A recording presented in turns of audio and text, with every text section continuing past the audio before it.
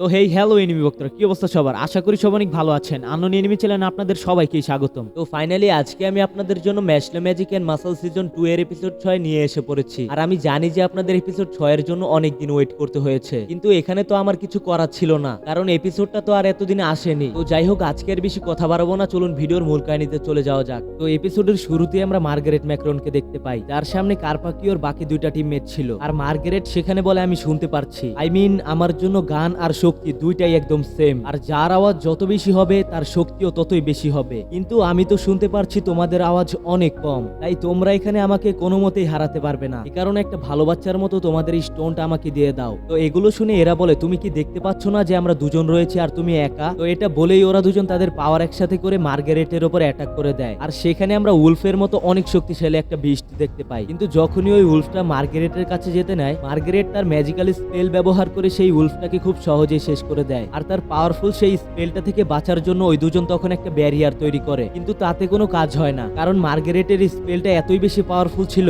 যে ওই দুজন সেই অ্যাটাকে হেরে যায়। আর এদের বিশ্বাসই হচ্ছিল না, আর মনে মনে বলছিল, আমরা জানি যে মার্গারেট অনেক বেশি শক্তিশালী, কিন্তু দুইজনের বিরুদ্ধে একা সেটা কিভাবে সম্ভব? তখনই মার্গারেট তাদেরকে বলে, তোমরা কি জানতে পেরেছো যে আমাদের মধ্যে পার্থক্য কত? আর এটা বলে সে ওদের ক্রিস্টাল নিয়ে ভেঙে ফেলে, আর তারপর সেখান থেকে চলে যায়। আর তখনই অ্যানাউন্সার অ্যানাউন্স করে বলে যে একটা টিম ডিসকোয়ালিফাই হয়ে গেছে, তাই দ্বিতীয় রাউন্ডের এক্সাম এখন শেষ হয়েছে। তো এটা শুনে ডট মনে মনে বলছিল যে আমি তো কিছুই করলাম না এখন পর্যন্ত। তো এরপর দেখা যায় ম্যাশার তার বন্ধুরা এরিনায় ফিরে আসে, এবং ম্যাশার ডট এই রাউন্ডটা জেতার কারণে চমলোকে একটা ড্যান্স করতে শুরু করে। আর তারপর ডট সেখানে ম্যাশের একটা ছোটখাটো ইন্টারভিউ নেয় যে, ম্যাশ, আপনার এই দ্বিতীয় রাউন্ডটা জেতার কারণে কেমন লাগছে? ম্যাশ ওখানে একটা কথাই বলে যে, আমার শুধু ক্রিম পাফ লাগবে। তো দেখা যায় তাদের এই মজার মাঝখানে হঠাৎ কেন জানি সবকিছু ঠান্ডা হয়ে যায়, সেই কারণে ম্যাশের এই বিষয়টা কেমন যেন লাগে। আর তখন অন্যদিকে ওয়ালবাগ বলতে থাকে ম্যাশকে এইবার তার সেরাটা দিয়ে লড়তে হবে। এদিকে দেখা যায় ম্যাশের পেছন থেকে মার্গারেট আসে আর বলে, ফাইনালি সামার সিজন এসে পড়েছে, তাই আমি পরবর্তী টেস্টের জন্য অপেক্ষা করব, এজন্য ম্যাশ তুমিও রেডি হয়ে যাও। আর এটা বলে মার্গারেট সেখান থেকে চলে যায়। আর তখনই ম্যাশের মাসাল তাকে সতর্ক হয়ে যেতে বলে, সেই কারণে ম্যাশও এখন অনেকটা সতর্ক হয়ে যায়। অন্যদিকে আমরা কাল্ডো নামের একটা ডিভাইন ভিশনারিকে দেখতে পাই, যে ওয়ালবাগের কাছে বলছিল ম্যাশের জন্য মার্গারেট ম্যাক্রনের সাথে লড়াই করাটা অনেক ডিফিকাল্ট, কারণ মার্গারেট এবার ম্যাশকে আর সামনের দিকে এগোতে দেবে না। আর আগের বছর রেইনিমস এজন্যই ডিভাইন ভিশনারি হতে পেরেছিল,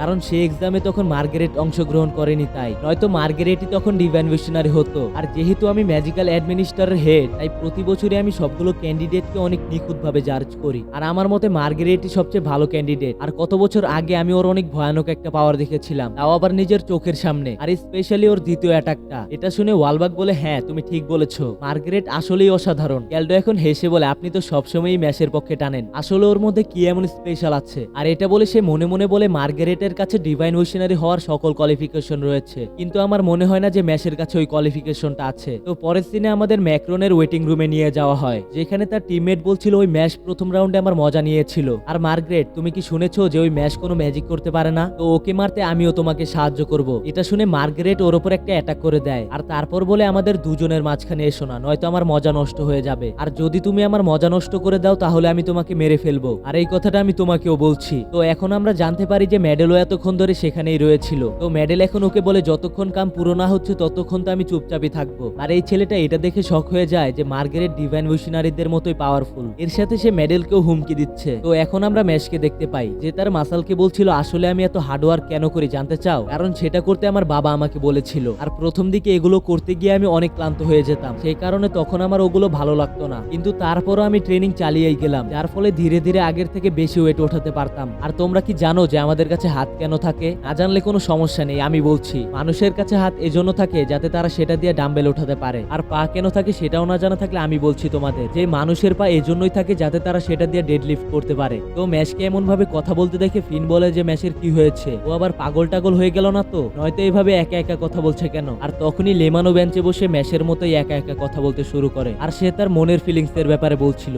যে সে কিভাবে ম্যাশকে এত বেশি ভালোবাসে। আর অন্যদিকে আবার ডটও তাকে নিয়ে মনে মনে ভালোবাসায় নাচছিল, কিন্তু তখনই ম্যাশের প্রোটিন শেক নেওয়ার অ্যালার্ম বেজে ওঠে, যে কারণে ডটের এত সুন্দর স্বপ্নটাই ভেঙে যায়। আর ম্যাশ তখন তার প্রোটিন শেক বানিয়ে খেয়ে নেয়। আর এসব দেখে ফিন বলে, আসলে এখানে চলছেটা কি? সবাই কি পাগল টাগল হয়ে গেল নাকি? আর তখনই সেখানে কাল্ডো এসে পড়ে আর বলে, তোমরা সবাই আসলেই তো অনেক ইন্টারেস্টিং লোক। ম্যাশ বলে, তুমি তো ওই ডিভাইন ভিশনারিটাই তাই না, যাকে আমি সেদিন দেখেছিলাম? আর এখন ফিনও বলে, একটা ডিভাইন ভিশনারি এখানে কি করছে? তখন কাল্ডো ম্যাশকে বলে, আমার তোমার উপর ইন্টারেস্ট এসে গেছে, তো তুমি কি আমার সাথে একটা গেম খেলতে চাইবে? তখন ম্যাশ বলে, একদমই না, এখন আমার রেস্ট নিতে হবে। কাল্ডো বলে আমি হচ্ছি ম্যাজিক ট্যালেন্ট অ্যাডমিনিস্ট্রেটরের হেড, আর যারা এই ডিভাইন মিশনারি হতে আসে তাদের জয়নিং এর নির্ণয়টা আমিই করি। এর মানে হচ্ছে যদি তোমাকে আমার পছন্দ না হয় তাহলে তুমি ডিভাইন মিশনারি হতে পারবে না, আর এখন তুমি না খেললে তো আর আমার কিছু করার নেই। ম্যাশ বলে না না, আমি তো গেম খেলার জন্য প্রস্তুত আছি। কাল্ডো বলে তো চলো জেতার একটা পুরস্কার রাখা যাক, যদি তুমি আমাকে এই গেমে হারিয়ে দাও তাহলে আমি তোমাকে অ্যাডমিশন পাস করার পারমিশন দিয়ে দেবো। ম্যাশ বলে তো এখন আমরা কি খেলতে যাচ্ছি?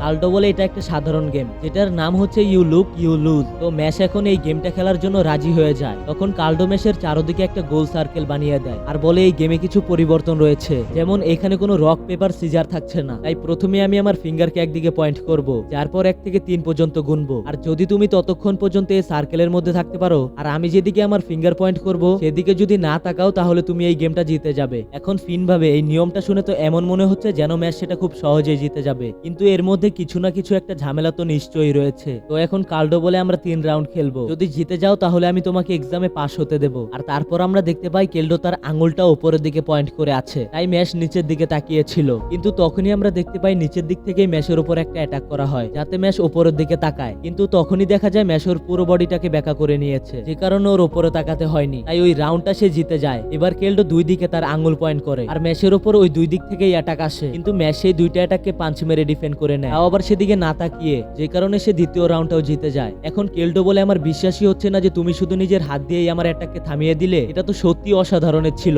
আর এটা বলে সে নিজের তরোয়াল বের করে নেয় যেটার মধ্যে থেকে ব্ল্যাক কালার ফ্লেম বেরোচ্ছিল। তখন কেল্ডো বলে যদি এই ব্ল্যাক ফ্লেম কাউকে টাচ করে নেয় তাহলে এটা তাকে পুরোপুরি জ্বালিয়ে নিবে, যার মানে আগের রাউন্ডের মতো তুমি এটাতে টাচ করতে পারবে না। এখন ফিন বলে ম্যাশ এটা অনেক ডেঞ্জারাস, তাই এই গেমটা এখানেই ছেড়ে দাও। তখন ম্যাশও বলে ছাড়বই, কিন্তু কাল্ডো বলে কোনো সমস্যা নেই, তাছাড়াও এটাই হচ্ছে শেষ রাউন্ড। আর সে ওটা বলে 3 ডাইরেকশনে তার আঙুল পয়েন্ট করে, আর এখন শুধুমাত্র ম্যাশের কাছে নিচে দেখার অপশন রয়েছিল, আর তখনই কেল্ডো তার তরোয়াল দিয়ে ওর উপর অ্যাটাক করতে শুরু করে, কিন্তু আমরা দেখতে পাই ম্যাশ নিচে তাকিয়ে ওই সার্কেলের মধ্যে থেকেই তার অ্যাটাক গুলো ডজ করছিল, আর তখনই আবার কেল্ডো নিচে থেকে ম্যাশের উপর অ্যাটাক করে দেয়, যে কারণে ম্যাশ তার পা ওই সার্কেলের মধ্যে গাড়ে আর সেটা নিয়ে লাফ দেয়, যে কারণে সে নিচের দিকে তাকিয়ে ওই অ্যাটাকটা থেকে বেঁচে যায়। কিন্তু তখনই আমরা দেখতে পাই একটা পেঁচা এসে তার কাছে থেকে ওর ক্রিম পাফ নিয়ে যায়, যে কারণে ম্যাশ সেদিকে তাকায় আর বলে গেলাম তো হেরে। কেল্ডো বলে না, তুমি হারোনি, কারণ তুমি এখানে ইচ্ছে করে তাকাওনি, তাই এটাকে আমরা কাউন্ট করব না, কিন্তু এক কাম করি চলো আমরা এই ম্যাচটাকে ড্র রেখে দেই। তো ম্যাশও এটা মেনে নেয় আর বলে ঠিক আছে, আমার কোনো সমস্যা নেই। কেল্ডো বলে একটা জিনিস মাথায় রেখো, তুমি এখন যে লেভেলে রয়েছো সেটা দিয়ে তোমার ম্যাক্রনের সাথে লড়াই করতে অনেক প্রবলেম হতে চলেছে, আর এটা বলে সে ওখান থেকে চলে যায়। তখন ম্যাশ ওর দিকে হা করে তাকিয়ে থাকে। টিন বলে কি হয়েছে ম্যাশ? ম্যাশ বলে যদি কেল্ডো অ্যাটাক গুলো মনোযোগ দিয়ে করতো তাহলে আমি সত্যি অনেক সমস্যায় পড়ে যেতাম, আর তাছাড়া ও আমার উপর কোনো স্পেল দিয়েও অ্যাটাক করেনি। তো এদিকে কেল্ডো ভাবতে থাকে ম্যাশ আমার তরোয়ালের অ্যাটাকটাকে তার মাথা দিয়েই থামানোর চেষ্টা করেছিল, এটা তো সত্যি অনেক ডিফিকাল্ট একটা বিষয়, কিন্তু ওর কাছে কি এমন রিজন রয়েছে যে কারণে ও ডিভাইন মিশনারি হওয়ার জন্য মরতেও রাজি। যাই হোক, ও যদি আমাদের লেভেলে আসতে পারে তাহলে সত্যি অনেক ভালো হবে। তো চলো ম্যাশ, আশা করি খুব শীঘ্রই তুমি আমাদের লেভেলে এসে পড়বে। তো এর কিছুক্ষণ পর আমরা দেখতে পাই অ্যানাউন্সার বলে যে ডিভাইন মিশনারি এক্সামের ফাইনাল এক্সাম শুরু হতে যাচ্ছে, যেটা একটা 1 ভার্সেস 1 ব্যাটেল হতে চলেছে, আর সেখানে শুধু একটাই সাধারণ নিয়ম রয়েছে যে আপনি তখনই এই ম্যাচ জিততে পারবেন যখন আপনার অপোনেন্ট হার মেনে নেবে বা বেহুশ হয়ে যাবে। তো চলুন এখন আমাদের প্রথম ম্যাচটা শুরু করা যাক, যেখানে একদিকে রয়েছে 7টা গোল কয়েনের সাথে ম্যাশ বান্ডেট, অন্যদিকে 5টা গোল কয়েনের সাথে মার্গারেট ম্যাক্রন। তো ওদের ফাইটের কথা শুনে অডিয়েন্সরা অনেক উৎসাহিত হয়ে যায়। তখন ফিন মনে মনে বলে তো চলো ম্যাশ, তোমার আর তোমার বাবার ফিউচারের জন্য সব শক্তি লাগিয়ে দাও। এদিকে আবার মিস্টার ওয়ালবাক মনে মনে বলে যে ইস্টার্ন একাডেমির এত লম্বা হিস্টোরি হওয়া সত্ত্বেও মার্গারেটের মতো ট্যালেন্ট অনেক বেশি রেয়ার, যার মানে এটা তোমার জন্য অনেক বড় একটা বাধা হতে চলেছে ম্যাশ। তো এদিকে মার্গারেট ম্যাশকে বলে আমাকে মাফ করে দিও, কারণ তুমি আর এর থেকে সামনের দিকে যেতে পারবে না, তাই চলো এখন আমাকে শুধু এন্টারটেইনমেন্ট করো। ম্যাশ বলে তুমি শুধু সেটার স্বপ্নই দেখে যাও। আর তখন আমরা দেখতে পাই অ্যানাউন্সার যেই ম্যাচটা শুরু করতে নেয় অমনি ম্যাচটাকে থামিয়ে দিয়ে তার ক্রিম কেক বের করে খাওয়ার জন্য। তখন দেখা যায় মার্গারেটও তার খাবার বের করে আর সেটা নিয়ে পাগলের মতো করতে থাকে, আর ম্যাশ ওর চোখ দেখে বলে ওকে তো একদম তার ছেঁড়া মনে হচ্ছে। অন্যদিকে ডট ভাবতে থাকে প্রত্যেকটা পাওয়ারফুল লোকেরাই কেমন জানি পাগল টাইপের হয়ে থাকে। তো এদিকে আবার কাল্ডো মিস্টার ওয়ালবাককে বলে মেডেল মার্গারেটকে এজন্যই বেছে নিয়েছে কারণ সে পাগল টাইপের, আর এই কারণে মেডেল এই টুর্নামেন্টের মধ্যে কিছুই করবে না, কারণ ওর মার্গারেটের অ্যাবিলিটির উপর ভরসা রয়েছে আর ও জানে যে মার্গারেট ম্যাচকে হারিয়ে দেবে। তো এখন দেখা যায় ম্যাক্রন তার জাদুর কাঠিটা বের করে আর ওর এত বেশি ম্যাজিক্যাল পাওয়ার দেখে সবাই একদম শক হয়ে যায়, আর দেখা যায় সেখানে ফিন অসুস্থ হয়ে পড়ছে। তখন লেন্স বলে এমনটা মার্গারেটের ম্যাজিকের কারণে হচ্ছে, কারণ ওর ম্যাজিক্যাল পাওয়ার একটা ডিভাইন মিশনারির মতোই, তাই ম্যাচকে ওর খেয়াল রাখতে হবে। আর এদিকে ম্যাচ দৌড়ে ম্যাক্রনের দিকে যেতে শুরু করে। তখন ম্যাক্রন একটা সাধারণ স্পেল দিয়ে ম্যাচের উপর অ্যাটাক করে, যেটা দেখে ডট বলে ওই অ্যাটাকটা তো ম্যাচ খুব সহজেই আটকাতে পারবে। এদিকে দেখা যায় ম্যাচ ওই ম্যাজিক্যাল স্পেলটাকে ভলিবলের মতো থ্রো করতে যায়, কিন্তু ও তার সব শক্তি লাগিয়েও সেই বলটাকে সামনের দিকে পাঠাতে পারছিল না, উল্টো সেই পেছনের দিকে চলে যাচ্ছিল। তারপর অনেক অনেক জোরে গিয়ে একটা দেয়ালের সাথে বাড়ি খায়। তখন মার্গারেট বলে, কেউ আমাকে এটা বলো না যে ও এত তাড়াতাড়ি হেরে গেল। আর তখনই ওই জায়গা থেকে ধোঁয়া সরার পর দেখা যায় ম্যাশ তো ওখানে ছিলই না, সে এসে পড়েছিল মার্গারেটের পেছনে। আর তারপর ওকে জড়িয়ে ধরে ওপরের দিকে নিয়ে যায় আর সেখান থেকে উল্টো করে বুলেটের গতিতে এনে নিচে ফেলে, যেটা দেখে সকল অডিয়েন্সরা অনেক বেশি শক হয়ে যায়। তখন ডট বলে, আসলে ম্যাশ ওই সময় সেই অ্যাটাকটা থেকে বাঁচলো কিভাবে? এটা শুনে ফিন বলে, যখন ম্যাশ জানতে পেরেছিল যে সে ওই স্পেলটাকে সামনে পাঠাতে পারবে না, তখন সে অনেক দ্রুত পেছনের দিকে যেতে শুরু করে যাতে সে ওই বলটা গিয়ে দেয়ালে লাগার আগে সেখান থেকে সরতে পারে। তো এখন আমরা দেখতে পাই ম্যাশের অ্যাটাকে মার্গারেটের কিছুই হয়নি আর বলছে এটা তো সবেমাত্র শুরু, আর বাকি মজা তো এখনো পড়েই রয়েছে। তো এর সাথে আজকের এপিসোডটা এখানেই শেষ হয়ে যায়। আর ভাই আপনাদের আগেই বলে রাখছি যে সামনের এপিসোডটা মারাত্মক লেভেলের হতে চলেছে, কারণ সেই এপিসোডে আমরা ম্যাশ আর মার্গারেটের ভয়ানক একটা ফাইট দেখতে পাবো। এর সাথে ইনোসেন্ট জিরো আর ওয়ালবাগেরও একটা ভয়ানক ফাইট দেখতে পাবো। তাই আপনারা কিন্তু পরের এপিসোডটা ভুলেও মিস করেন না। আর আজকের এপিসোডটা কেমন লাগলো সেটা কমেন্টে জানাবেন। তো যাই হোক, আজকের জন্য এতটুকুই। দেখা হচ্ছে আবার সামনের ভিডিওতে।